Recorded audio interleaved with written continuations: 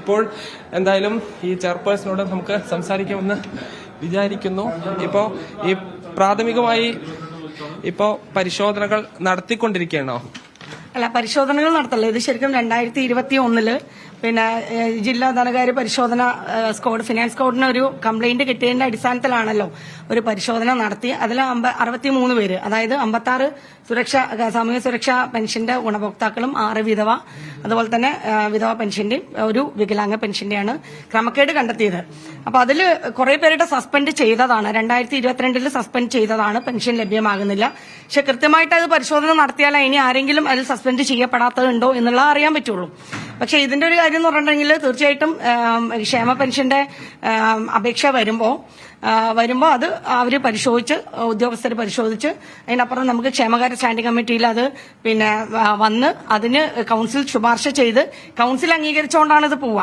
അപ്പൊ എവിടെയെങ്കിലും ക്രമക്കേട് വന്നിട്ടുണ്ടെങ്കിൽ തീർച്ചയായിട്ടും പരിശോധിക്കും, അതിനുള്ള തുടർ നടപടി നമ്മൾ സ്വീകരിക്കും. പക്ഷെ നമുക്കിതിന്റെ റിപ്പോർട്ട് ലഭ്യമായിട്ടില്ല എന്നുള്ളതാണ് മനസ്സിലാക്കാൻ കഴിഞ്ഞത്. പരിശോധന നടത്തിയതിന്റെ, ജില്ലാ ധനകാര്യ പരിശോധന നടത്തിയതിന്റെ, സ്ക്വാഡ് പരിശോധന നടത്തിയതിന്റെ റിപ്പോർട്ട് നമുക്ക് ലഭ്യമായിട്ടില്ല. തുടർ നടപടി സ്വീകരിക്കണം, അല്ലെങ്കിൽ ഇന്നത് നിങ്ങൾ ചെയ്യണം എന്നുള്ള റിപ്പോർട്ട് നമുക്ക് ലഭ്യമായിട്ടില്ല. ആരൊക്കെയാണ് അനർഹമായി വാങ്ങുന്നത് എന്നൊരു കണക്ക് നഗരസഭയ്ക്ക് മുന്നിലില്ല എന്നുള്ളതാണ്. അങ്ങനെയല്ല, നമുക്ക് ഇത് പരിശോധിക്കാം. കുറെ പേരുടെ നമ്മൾ സസ്പെൻഡ് 2022 കൂടി സസ്പെൻഡ് ചെയ്തതാണ് പെൻഷനുകൾ. ഇനി അതൊന്ന് പരിശോധിക്കാനുള്ള ഒരു സമയമാണ് നമ്മൾ ചോദിക്കുന്നത്. അപ്പൊ അതൊന്ന് നോക്കിയിട്ട് അതിന്റെ ഒരു ഫൈനൽ ലിസ്റ്റ് നമ്മൾ ഈ 7ാം വാർഡിലാണ് 38 പേർ അനർഹമായി വാങ്ങുന്നു എന്ന് പറഞ്ഞു. അങ്ങനെ ഈ വാർഡ് തിരിച്ച് ഉള്ള പരിശോധനയാണ്. അപ്പോൾ എന്താണ് നിങ്ങൾ നടത്തുന്നത്? നമുക്ക് ഓൾറെഡി ഒരു ലിസ്റ്റ് തന്നിട്ടുണ്ടല്ലോ. 63 പെൻഷൻ ഗുണഭോക്താക്കള് പിന്നെ അനർഹമായിട്ടാണ് എന്നുള്ളത് അതിൽ ക്രമക്കേട് ഉണ്ടെന്നാണ് പറഞ്ഞത്. അത് പിന്നെ കൂടുതൽ പേര് 7ാം വാർഡിലാണ്. അപ്പൊ അത് തീർച്ചയായിട്ടും നോക്കട്ടെ, അതിന്റെ സ്റ്റാറ്റസ് നോക്കട്ടെ. ഒരുപാട് പേര്, മിക്കവാറും ആളുകൾ 2022 കൂടി സസ്പെൻഡ് ചെയ്തതാണ്, അതായത് പെൻഷൻ വാങ്ങാത്തവരാണ്.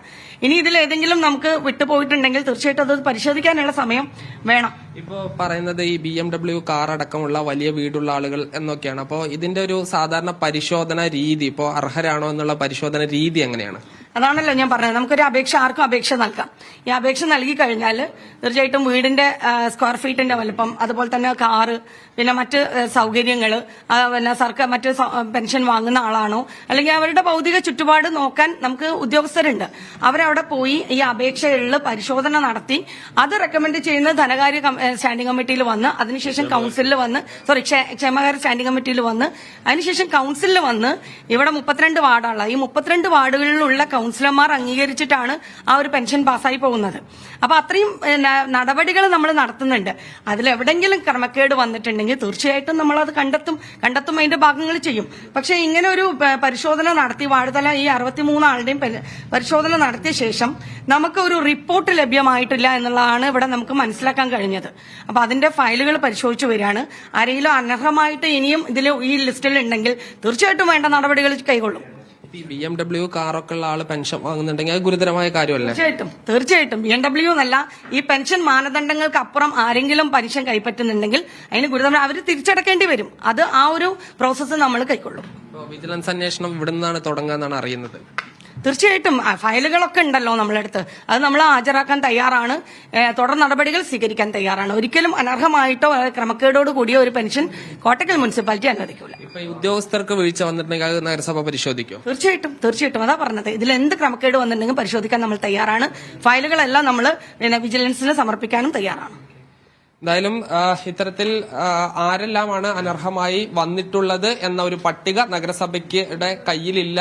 അത് കൃത്യമായി കണ്ടെത്തി തുടർ നടപടികൾ സ്വീകരിക്കുമെന്നാണ് നഗരസഭാ ചെയർപേഴ്സൺ അറിയിക്കുന്നത്.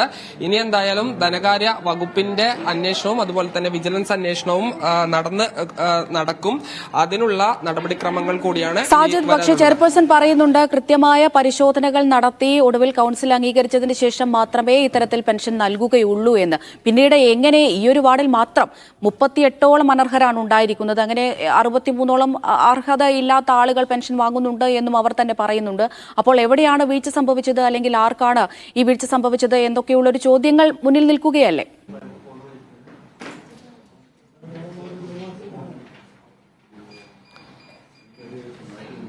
തീർച്ചയായും ആർക്കാണ് വീഴ്ച സംഭവിച്ചത്, ഉദ്യോഗസ്ഥ തലത്തിൽ വീഴ്ച സംഭവിച്ചോ കൌൺസിലാണ് അംഗീകരിക്കേണ്ടത്.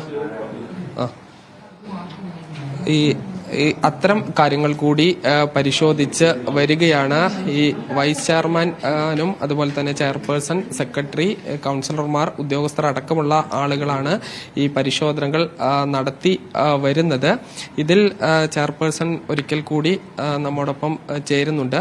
ഇതിപ്പോ ഈ ധനകാര്യ വകുപ്പിന്റെ ഏതെങ്കിലും തരത്തിലുള്ള ഒരു റിപ്പോർട്ട് നിങ്ങൾക്ക് ഇതിനു മുമ്പ് ലഭിച്ചിട്ടുണ്ടോ ഈ ജില്ല അതല്ലാതെ? അല്ല, 2022 ഏതാ 2/6/2022 ധനകാര്യ പരിശോധനാ സ്ക്വാഡിന്റെ പരിശോധനയുടെ ഭാഗമായി 29/11/2021 അന്വേഷണക്കുറിപ്പ് പ്രകാരം 1 പ്രകാരം സാമൂഹ്യ സുരക്ഷാ പെൻഷൻ കൈപ്പറ്റുന്ന 63 ഗുണഭോക്താക്കളുടെ, അതായത് അത് പ്രത്യേകം പറയേണ്ട, വാർദ്ധക്യകാല പെൻഷൻ 56, വിധവ പെൻഷൻ 6, വികലാംഗ പെൻഷൻ 1 അപേക്ഷകളും അനുബന്ധ രേഖകളും ലഭ്യമാക്കാൻ ആവശ്യപ്പെട്ടിരുന്നു. എന്നാൽ 14 അപേക്ഷകൾ മാത്രമാണ് സ്ക്വാഡിന് ലഭ്യമായിട്ടുള്ളത്. അന്വേഷണക്കുറിപ്പിൽ എന്നെ സൂചിപ്പിച്ച വാർദ്ധക്യകാല പെൻഷൻ, വിധവ പെൻഷൻ എന്നീ അപേക്ഷകൾ ലഭ്യമാക്കാത്തത് സംബന്ധിച്ച് വിശദീകരണം നമ്മളെടുത്ത് അന്വേഷിച്ചിട്ടുണ്ടായിരുന്നു, വിശദീകരണം ചോദിച്ചിട്ടുണ്ടായിരുന്നു. ആ ഒരു ലെറ്ററിന് മറുപടിയായിട്ട് 8/6/2022 ജില്ലാ ധനകാര്യ പരിശോധനാ ഓഫീസർക്ക് നമ്മളൊരു ലെറ്റർ കൊടുത്തിട്ടുണ്ടായിരുന്നു. അതായത് 63 അപേക്ഷകൾ, 14 പെൻഷൻ അപേക്ഷകൾ കണ്ടെത്തി പരിശോധനയ്ക്ക് സമർപ്പിച്ചിട്ടുണ്ട്. നമ്മൾ ഓൾറെഡി കൊടുത്തിട്ടുണ്ടായിരുന്നു. 2017 മുമ്പ് സമർപ്പിച്ച അപേക്ഷകൾ, കുറച്ച് മുമ്പ് സമർപ്പിച്ച അപേക്ഷകൾ നഗരസഭാ ഓഫീസ് മെയിന്റനൻസ് പ്രവൃത്തി ചെയ്ത കാലഘട്ടത്തിൽ സെഷനിൽ നിന്നും മാറ്റിയിട്ടുള്ളതിനാൽ ആയത് കണ്ടെത്താൻ കഴിഞ്ഞിട്ടില്ല. അത് കണ്ടെത്താൻ സമയം അനുവദിച്ചു തരണം എന്ന് പറഞ്ഞിട്ട് നമ്മളൊരു ലെറ്റർ പോയിട്ടുണ്ട്. ഇതാണ് ലാസ്റ്റ് നമ്മളുടെ സ്റ്റാറ്റസ്.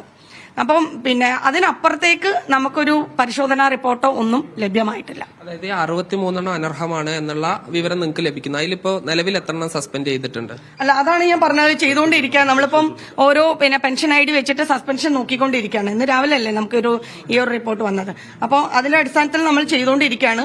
14 അപേക്ഷകളാണ് നമ്മൾ ഓൾറെഡി ധനകാര്യ കമ്മീഷന് മുമ്പായിട്ട് സമർപ്പിച്ചത്. അപ്പൊ അതിനുശേഷം ബാക്കിയുള്ളത് നമുക്ക് ചെക്ക് ചെയ്തുകൊണ്ടിരിക്കുകയാണ് ആരൊക്കെ ഇപ്പൊ വാങ്ങുന്നുണ്ട് എന്നുള്ളത്. അതിന്റെ ഒരു ലിസ്റ്റ് ഒന്ന് പരിശോധിച്ചോട്ടെ. കാരണം 63 ഉണ്ടല്ലോ.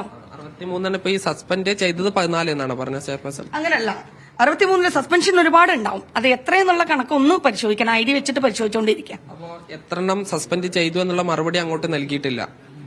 ഇല്ല, അതിൽക്കൊന്നും പോയിട്ടില്ല. കാരണം നമ്മുടെ ഫയലുകൾ, അപേക്ഷകൾ ഹാജരാക്കാൻ പറഞ്ഞതിൽ 14 അപേക്ഷകളാണ് മുനിസിപ്പാലിറ്റി ഹാജരാക്കിയിട്ടുള്ളൂ. ബാക്കിയുള്ളത് ഹാജരാക്കാൻ സമയം അനുവദിക്കണം എന്ന് പറഞ്ഞ കത്താണ് അവസാനമായിട്ട് പോയത്. അതിനുശേഷം നമുക്ക് വേറെ ലെറ്ററുകളൊന്നും വന്നിട്ടില്ല. വൈസ് ചെയർമാൻ കൂടി ഉണ്ട്. ഇതിപ്പോ ഈ നഗരസഭയ്ക്കെതിരെ കൂടിയാണ് ഒരു വലിയൊരു ആരോപണമായിട്ട് വരുന്നത്. തീർച്ചയായിട്ടും അത് നമുക്ക് ചെയർപേഴ്സന്റെ കാര്യങ്ങളെല്ലാം പറഞ്ഞല്ലോ. അത് എന്തായാലും ആര് തന്നെ ചെയ്താലും അതിൻ്റെ ഇടയിൽ എന്തായാലും അതിന് നടപടി ഉണ്ടാവും. മാത്രമല്ല നമുക്കിവിടെ ഇവര് എൻക്വയറി അതിന്റെ ഒരു റിപ്പോർട്ട് ലാസ്റ്റ് വന്നിട്ടില്ല.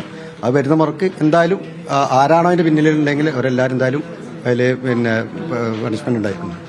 ഇതിപ്പോ 7ാം വാർഡിനാണ് സ്പെസിഫിക് ആയിട്ട് പറയുന്നത്. അതിൽ ഈ വാർഡ് മെമ്പറുടെ ഒരു ഇൻവോൾവ്മെന്റ് ഇതിൽ എങ്ങനെയാണ്? അങ്ങനെ ആയിട്ട് നമുക്ക് തോന്നുന്നില്ല. അത് ഇവിടെ 7ാം വാർഡ് എന്നല്ല, എല്ലാ വാർഡിൽ നിന്നും ഇവിടെ ഓരോ മാസവും ഇതേപോലെ വരാറുണ്ട്. ഇപ്പൊ ഇവിടെ കിട്ടിയുള്ള 7ാം വാർഡാണെന്ന് മാത്രം. കൂടുതൽ പേരുള്ളത് മാത്രം, അത്രേ ഉള്ളൂ.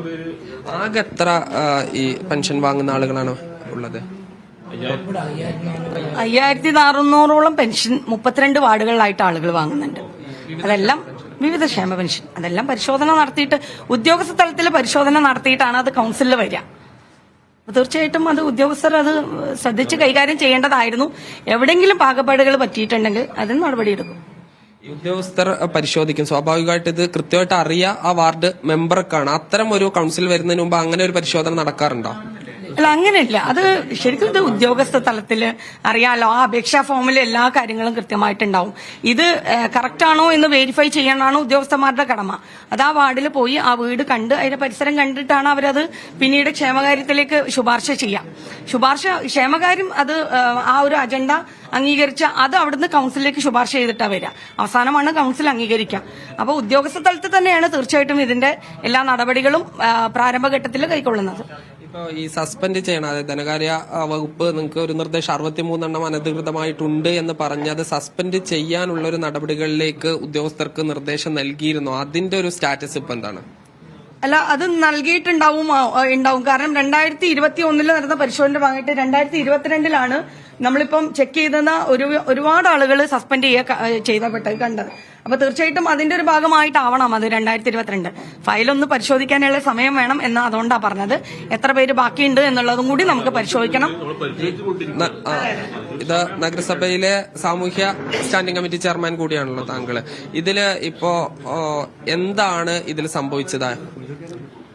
അല്ല, ചെയർ പറഞ്ഞില്ല, 2021 ഈ സംഭവം ഉണ്ടായ സമയത്ത് തന്നെ ഇതിന് വേണ്ട നടപടികൾ എടുക്കുന്നതിന് വേണ്ടിയുള്ള എല്ലാ കാര്യങ്ങളും ക്ഷേമകാര്യ സ്റ്റാൻഡിംഗ് കമ്മിറ്റിയിൽ ഉണ്ടായതാണ്. ആ കാര്യങ്ങൾ ഇവിടെ നടന്നുകൊണ്ടിരിക്കുന്നുണ്ട്.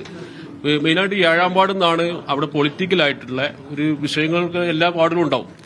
അപ്പോൾ 7-ാം വാർഡിൽ അനർഹരായ ഒരുപാട് പേര് പെൻഷൻ വാങ്ങുന്നുണ്ട് എന്നുള്ള പൊളിറ്റിക്കലായിട്ടുള്ള ഒരു 2 പാർട്ടിക്കാർ തമ്മിലുള്ള ഒരു പ്രശ്നം അത് കലക്ടറെടുത്ത് പോയിട്ട് കംപ്ലൈന്റ് കൊടുത്തിട്ടുണ്ടായിരുന്നു. അതിന്റെ അടിസ്ഥാനത്തിലാണ് ഇവിടെ വന്ന ഈ കാര്യങ്ങളൊക്കെ ഇങ്ങനെ അന്വേഷിക്കാൻ വേണ്ടിയിട്ടുള്ള കാര്യങ്ങളൊക്കെ വന്നിട്ടുള്ളത്. അതാണ് ആ 7-ാം വാർഡിൽ കൂടുതലായിട്ട് വരാൻ കാരണം. 7-ാം വാർഡിൽ സർവീസ് പെൻഷൻ റിട്ടയർമെന്റ് ആളുകളുണ്ടാവും, ആര്യശാലയിൽ നിന്ന് പിരിഞ്ഞ ആളുകളുണ്ടാവും. കാര്യശാലമായി അടുത്തുള്ള വാർഡായത് കൊണ്ട് സ്വാഭാവികമായിട്ടും ആര്യശാലയിൽ നിന്ന് PF പെൻഷൻ വാങ്ങുന്ന ആളുകളും ഈ സർക്കാരിന്റെ പെൻഷൻ 1600 രൂപ വാങ്ങിക്കൊണ്ടിരിക്കുന്നത് അങ്ങനെ വാങ്ങാൻ പാടില്ല. അപ്പൊ അതാണ് മെയിനായിട്ടുള്ള ആ ആരോപണത്തിലുണ്ടായിരുന്നത്. അങ്ങനെ ഇപ്പോഴെന്തായാലും ഈ നഗരസഭയിലെ കൗൺസിലർമാർ, ചെയർപേഴ്സൺ അടക്കമുള്ള ആളുകളാണ് ഇപ്പോൾ ഉള്ളത്. ഈ സെക്രട്ടറി അടക്കമുള്ള ആളുകളും ഉണ്ട്.